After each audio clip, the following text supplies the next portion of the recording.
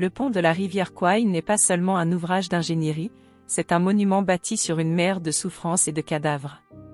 Sous ses arches métalliques et son allure paisible d'aujourd'hui, se cache une histoire de douleurs extrêmes, de brutalité aveugle et d'inhumanité glaciale. Le soleil tropical ne séchait pas seulement la sueur des travailleurs forcés, il faisait évaporer le sang des suppliciés. À partir de la fin de l'année 1942, les prisonniers de guerre alliés capturés par les Japonais, surtout britanniques, australiens, hollandais et américains, furent entassés dans des camps sordides, sans eau potable, sans médicaments, sans nourriture décente. On les désignait comme des ressources humaines exploitables, des outils de chantier. Beaucoup n'étaient ni ingénieurs, ni ouvriers, mais anciens professeurs, boulangers, étudiants ou musiciens. Tous ont dû se transformer en esclaves du rail. Leur quotidien ? Lever avant l'aube, marches épuisantes dans la jungle infestée de sangsues, puis manutention de poutres de fer brûlantes, creusement de tranchées à la pioche, abattage d'arbres géants sous une chaleur insoutenable. Tout cela avec des mains nues, pieds nus, parfois en haillons ou complètement nus, tant les vêtements pourrissaient avec l'humidité. Un ancien prisonnier australien témoignera. On ne construisait pas un pont. On mourait à petit feu, les uns sur les autres, au rythme des cris japonais. Les gardiens japonais, souvent épaulés par des Coréens ou des gardes thaïlandais, étaient d'une violence systématique. Une simple chute, une pause non autorisée, un geste mal interprété, et c'étaient les coups de bambou, de fouet, ou pire, des exécutions sommaires à coups de baïonnette. Certains prisonniers, trop faibles pour se lever, étaient simplement abandonnés dans les bois, livrés aux animaux ou aux insectes, ou utilisés comme exemple pour les autres. La nourriture ? Un bol de riz infecté par jour, sans viande, sans légumes, parfois infesté de vers. Résultat, beriberi, dysenterie, scorbut, paludisme, typhus, et surtout le choléra. Lorsque l'épidémie se déclencha dans certains camps, les Japonais refusèrent d'isoler les malades, provoquant des hécatombes. Les prisonniers creusaient eux-mêmes leur propre fosse commune. Le surnom « voie ferrée de la mort » n'est pas une métaphore. Elle est littérale, plus d'un travailleur mourait pour chaque traversine posée. Les ouvriers asiatiques, appelés Romusha, étaient encore plus maltraités que les Européens. Arrachés de force à leur village du Siam, de Malaisie ou d'Indonésie, ils étaient entassés à 10 dans des huttes en bambou. Ils mouraient par dizaines, sans sépulture, abandonnés aux porcs sauvages ou jetés dans la rivière. Un prisonnier britannique racontera. Certains camarades étaient si affamés qu'ils mangeaient les serpents, les rats, les vers dans leurs plaies.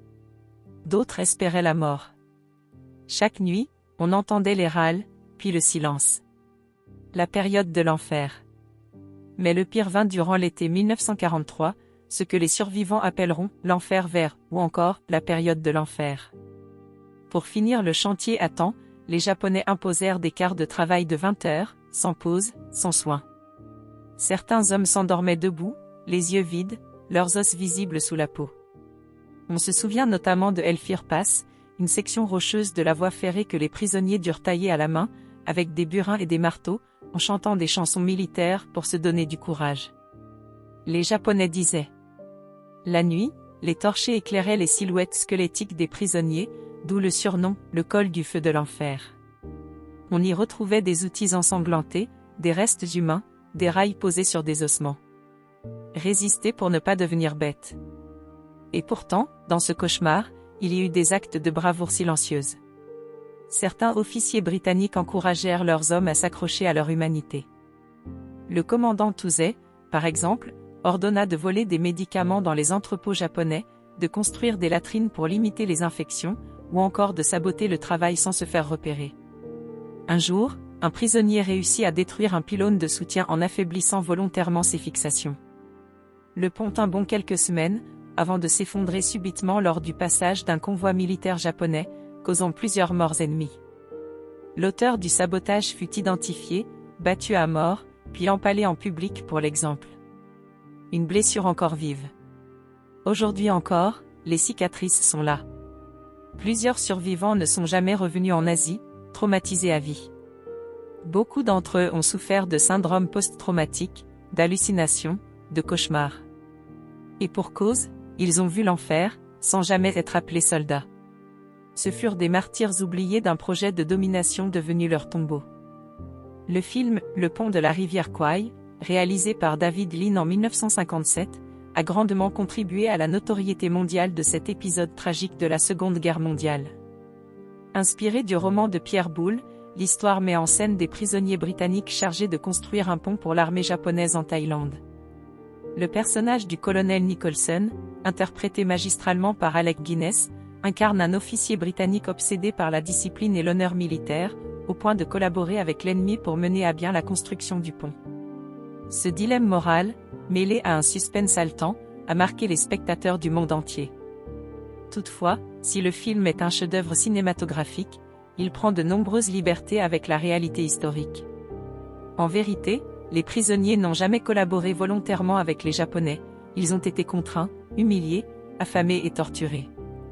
Malgré cela, le film a reçu cet Oscar, dont celui du meilleur film et du meilleur acteur, et reste une œuvre culte, reflet autant de la grandeur du cinéma que de la complexité du souvenir historique. Le pont de la rivière Kwai est donc plus qu'un simple vestige de guerre. C'est une plaie ouverte dans l'histoire humaine, un rappel que même au nom de la stratégie, on peut sombrer dans la barbarie la plus crue. Le pont de la rivière Kwai est aujourd'hui devenu un lieu touristique, un symbole, mais derrière ce décor paisible se cache une réalité bien plus sombre. Celle d'un chantier infernal, d'hommes brisés, d'une humanité bafouée sous la pression de la guerre. Ce pont n'a pas été construit avec du béton et de l'acier, mais avec la souffrance, le sang et les larmes de milliers de prisonniers. Si cette plongée dans l'enfer de la voie ferrée de la mort vous a touché, n'hésitez pas à liker cette vidéo et surtout à vous abonner à la chaîne.